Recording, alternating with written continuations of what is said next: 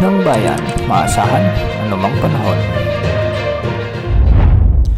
Magandang araw po sa ating lahat. Narito na ang pinakahuling update sa magiging lagay ng ating panahon ngayong araw ng Sabado, June 21, 2025. Sa kasalukuyan ay patuloy pa rin nakakaapekto sa ating kapuluan ang dalawang weather systems.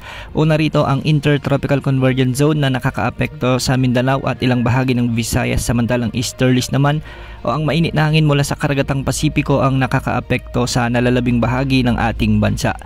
Makikita natin sa ating satellite animations na may mga kaulapan sa malaking bahagi ng Visayas at Mindanao at ito ay dulot ng Intertropical Convergence Zone o ITCZ, kaya magiging maulap ang mga kalangitan at may mga kasamang pag-ulan at thunderstorms sa bahagi ng Zamboanga Peninsula sa may Bay ARMM, Sorsogon, Western Visayas, Negros Island Region kasama na rin ang Palawan. Pinapayuhan natin ang mga kababayan natin na mga nakatira dito sa banta ng mga pagbaha at pagguho ng lupa, lalo na kung may mga katamtaman at hanggang sa kung minsan ay malalakas na pag-ulan.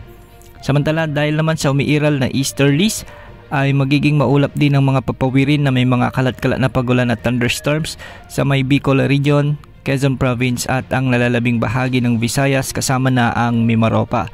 Posible din ang banta ng mga pagbaha o pagguho ng lupa, lalo na kung may mga katamtaman hanggang sa kung minsan ay malalakas na pag-ulan.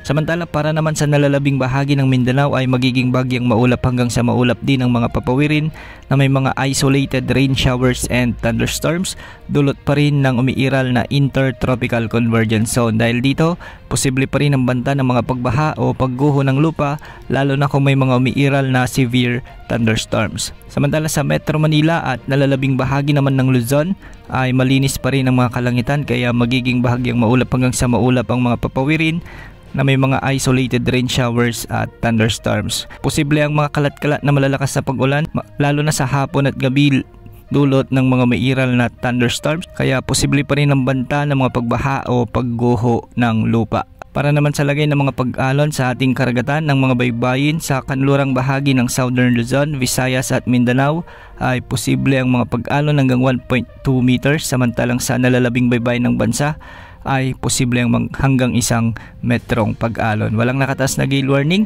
sa anumang baybaying sakop ng ating bansa.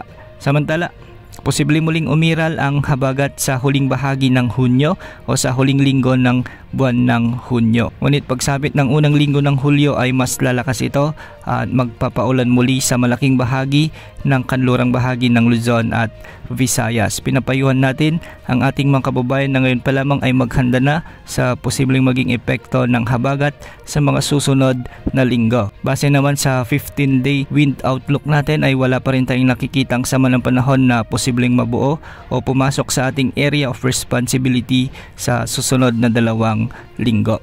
Ngayong araw, June 21, 2025 ang tinaguriang pinakamahabang araw ngayong taon, kaya i-enjoy natin ang mahabang araw ngayong June 21. Yan ang update sa lagay ng panahon. Ito pong weather update ng bayan, maasahan anumang panahon.